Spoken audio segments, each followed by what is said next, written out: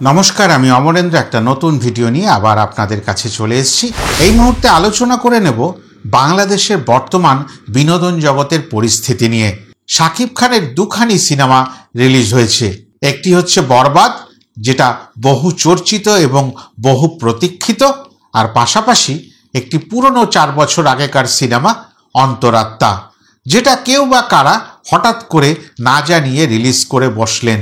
আর সত্যি হঠাৎ করেই তার গান, তার টিজার, ট্রেলার এগুলো আমাদের কাছে এসে পৌঁছালো, কিন্তু সেই সিনেমাটি সবার আগে ওয়াশ আউট হয়ে গেল, সেইভাবে গুরুত্ব তৈরি করতে পারল না। প্রশ্ন অনেক থাকে, কেন এরকম হলো, কেন এরকম করা হলো। কিন্তু আজকের আলোচনা হচ্ছে যারা সাকসেস পেল, মানে বরবাদ সিনেমা নিয়ে। বরবাদ সিনেমার সফলতা এমন চূড়ান্ত পর্যায়ে পৌঁছেছে যে টিকিটের হাহাকার শুরু হয়েছে। সেই কারণে আমি একটা নতুন সংলাপ লিখেছি, এই জিল্লু টিকিট দে। মানে টিকিট তো প্রয়োজন, তা জিল্লুই জোগাড় করবে বরবাদের টিকিট। সেই জন্য জিল্লুকে মেগাস্টার অর্ডার করে দিচ্ছে, এই জিল্লু টিকিট দে, আমার অগণিত ভক্ত ফিরে যাচ্ছে, অন্য সিনেমা দেখতে বাধ্য হচ্ছে, আর একটু 2 নম্বরীও চলছে। দেখতে আসছেন মেগাস্টারের সিনেমা, টিকিট নেই বলে বলছে ওই সিনেমাটা ভালো হয়েছে, এই নাও টিকিট, ওটা দেখে নাও। অনেক মানুষ আছে না সহজ সরল, তারা ভাবে এসছি পয়সা খরচ করে। দেখুন, পয়সার তো একটা মূল্য আছে, কষ্ট করে রোজগার করেন, তারা অত ভ্যানিটি করে না। এসছে যখন, তো ভাবছে এই টাকাটা খরচা করে অত দূর থেকে এলাম, তা ঠিক আছে অন্য একটা সিনেমা দেখিনি, শুনছি তো ওটাও ভালো হয়েছে মোটামুটি।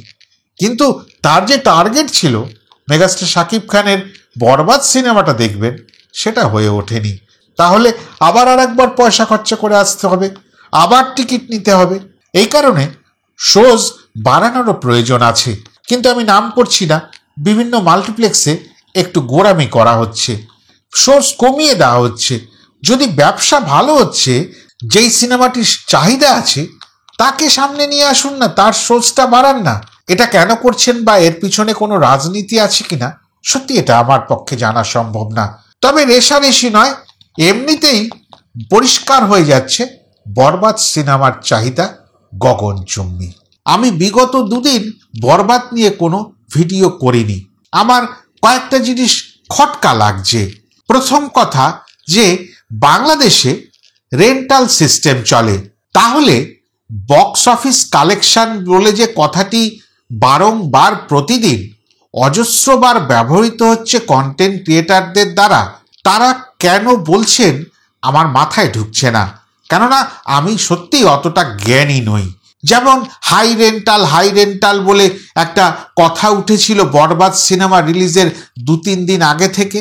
আর এটাও জানি সার্টিফিকেশন বোর্ড থেকে যে সার্টিফিকেট পেতে একটু বেগ পেতে হয়েছিল। সেই কারণে শেষ সময় অবধি প্রযোজক সংস্থার সঙ্গে যে হল মালিক বা সিনেপ্লেক্স মালিক বা মাল্টিপ্লেক্স মালিক, তাদের সঙ্গে এই রেন্টালের বিষয় নিয়ে কথাবার্তা একেবারে অন্তিম লগ্ন অবধি চলেছে। ব্যবসার নিরিখে এখনই 4 দিনের মাথায় বলে দেওয়া যায় এ সুপারহিট তকমা পেয়ে গেছে। বক্স অফিস থাকলে সেখানে 60-40 বা 50-50 কোনো ক্ষেত্রে এরকমভাবে হিসেব হয়, এবং সেটা একটা টোটাল নখদর্পণে থাকে। কোনো জায়গায় ছলচাতুরি করতে পারবে না। ওয়েবসাইট থাকে, অ্যাপ থাকে, প্রত্যেকে বুঝতে পারবে, প্রযোজকও বুঝতে পারবে এবং হলের মালিকরাও বুঝতে পারবেন ক পয়সা আজকে রোজগার হলো। এবং তাতে ইন্টারেস্ট থাকে প্রযোজক সংস্থার যে প্রতিনিয়ত আমাদের রোজগার আসছে। এই ভাবনাটা পরিবর্তন করার জন্য রুট সিনে ক্লাব তাদের সমস্ত সেটআপকে এখন শাটডাউন করে রেখেছে। তারা সম্ভবত জুলাই মাস থেকে, আমি যতটুকু সোশ্যাল মিডিয়াতে চর্চা করে দেখলাম, নতুন রূপে ফিরবে, এই টোটাল বক্স অফিস সেটআপ করে ফিরবে। এবং সেটা প্রযোজক সংস্থা যতগুলো আছে সবাইকে নিয়ে, পরিচালকদের নিয়ে এমন একটা নতুন সিস্টেম নিয়ে আসবে যেটা অল আন্ডার ওয়ান রূপ হবে। মানে এক ছাদের তলায় প্রত্যেকটা জিনিস ধরা পড়ে যাবে। কত টাকা ব্যবসা করছে, কতগুলো শো চলছে, কোন শোটায় কত লোক হচ্ছে, কটা সিট খালি থেকে গেল, কোন শো হাউসফুল হলো, কোন শো অলমোস্ট ফুল হলো, এই সমস্ত হিসাব আর দৌড়াতে হবে না, হলে হলে গিয়ে দেখতে হবে না। বুঝে নিতে হবে যে হল ভিজিট না করেও ঠান্ডা ঘরে বসে আমার সিনেমা কত দূর এগোলো। আমি এই কারণে এই কথাগুলো আজকে বিশেষ করে বললাম, আমি আশাবাদী 100 কোটি যে স্বপ্নটা দেখেছে বরবাদ টিম, সেটা খুব কাছাকাছি পৌঁছানো সম্ভব। 1 সপ্তাহ পরে যদি সোমবার রিলিজ হয়ে থাকে, আগামী সোমবার বা এই শুক্রবারই হতে পারে, বিদেশে কিন্তু প্রত্যেকটা জায়গায় যেখানে যেখানে, যেটা প্রযোজক ম্যাডাম বলেছেন যে এমন একজন ডিস্ট্রিবিউটার বরবাদ সিনেমা দেখার পর এগিয়ে এসছেন যে যারা পুষ্পা টুর মতন সিনেমাকে বহির্বিশ্বে প্রকাশ করান বা রিলিজ করান। তা সেইখানে তো আমরা বড়ভাবে আশাবাদী হয়ে থাকতেই পারি যে একটা বড় মাপের ব্যবসায়িক অঙ্ক বিদেশ থেকেও আসবে। যদি এই সিনেমাটা বকরিদ অবধি চলে যায়, তাহলে মোটামুটি ধরে নেওয়া যায় যে এ পরবর্তী পদক্ষেপে যে রেন্টালটা আসবে 2 সপ্তাহ 3 সপ্তাহ 4 সপ্তাহ, যেখানে যার সঙ্গে যেভাবে চুক্তি রয়েছে, সেটা একটা বড় অঙ্ক হবে। কেননা এবার আর প্রযোজক সংস্থা ছেড়ে দেবেন না যে ও বাবা তুমি 13 লাখকেই তো অনেক বড় বলেছিলে, এটা তো হওয়া উচিত ছিল 25 লাখ করে।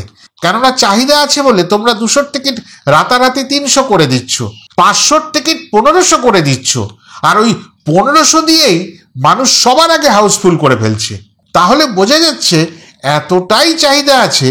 যদি 1500 টাকার টিকিট বিক্রি হয় বাংলাদেশে, তাহলে বুঝে নিতে হবে বরবাদ সিনেমা কিন্তু লম্বা রেসের ঘোড়া। তা ওই ঘোড়াকে তো আমি অল্প টাকায় বাজিয়ে আর রাখবো না। প্রথমে যা ভুল করে ফেলেছি, নতুন প্রযোজনা করতে এসছি তো ভুল ভ্রান্তি হয়ে গেছে।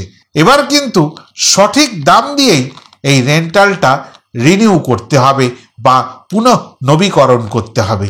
এইটা মাথায় নিয়ে চলতে হবে প্রত্যেকটা হল মালিকের, সে সিঙ্গেল স্ক্রিন হোক আর মাল্টিপ্লেক্স হোক আর সিনেপ্লেক্স হোক। যাই হোক, আজকে এতটুকুই বলার ছিল। আশা করি আপনাদের ভিডিওটা ভালো লাগলো। যদি ভালো লাগে লাইক, কমেন্ট, শেয়ার করে দেবেন। আর যারা এখনো আমার চ্যানেলটিকে সাবস্ক্রাইব করেননি, দয়া করে সাবস্ক্রাইব করে নেবেন।